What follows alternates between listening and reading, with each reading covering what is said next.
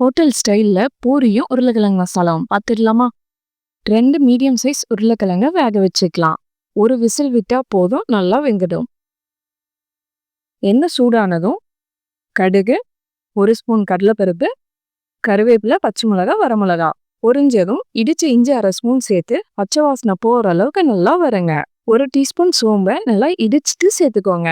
உருளைக்கிழங்கு மசாலில் சோம்பு சேர்த்து பண்ணும்போது நல்லா மணமா சூப்பராக இருக்கும். 3 மீடியம் சைஸ் வெங்காயம் இந்த மாதிரி நீல வாக்கில் நறுக்கிட்டு சேர்த்துக்கோங்க. வெங்காயம் ரொம்ப நேரம் வதங்க தேவையில்லை, இந்த அளவு வதங்கினா போதும். ஒரு சின்ன தக்காளி சேர்த்துக்கோங்க. நான் எப்பவுமே உருளைக்கிழங்கு மசாலுக்கு தக்காளி சேர்ப்பேன், நீங்கள் வேண்டானா ஸ்கிப் பண்ணிடுங்க.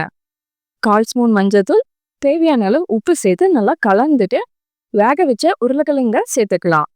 ஒரு 2 நிமிஷம் உருளைக்கிழங்க எண்ணெயிலேயே நல்லா வதக்கிட்டு 1 கிளாஸ் தண்ணி சேர்த்துக்கோங்க.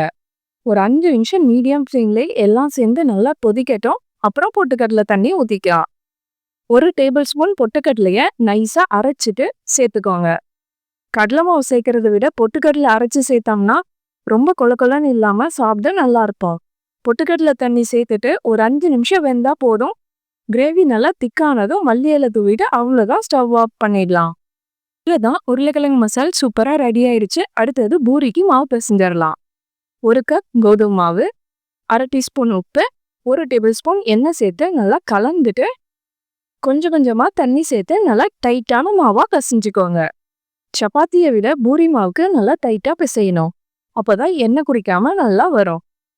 எல்லா மாவும் ஒன்று சேர்ந்து நல்லா உருண்டையாக வந்ததும் கைவிடாமல் ஒரு 5 நிமிஷம் பிசையுங்க. அப்போதான் மாவு நல்லா சாஃப்டாக கிடைக்கும்.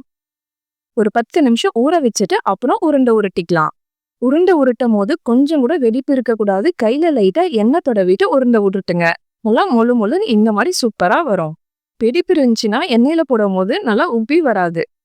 தேய்க்கும் போது சப்பாத்தி மாதிரி நல்லா மெலிசா தேய்ச்சிடக்கூடாது, அதை விட கொஞ்சம் மொத்தமாக இருக்கணும். ஒரு சைடு எண்ணெய் நல்லா காஞ்சிருச்சு, பூரி போட்டு பொரிச்சு எடுத்துடலாம்.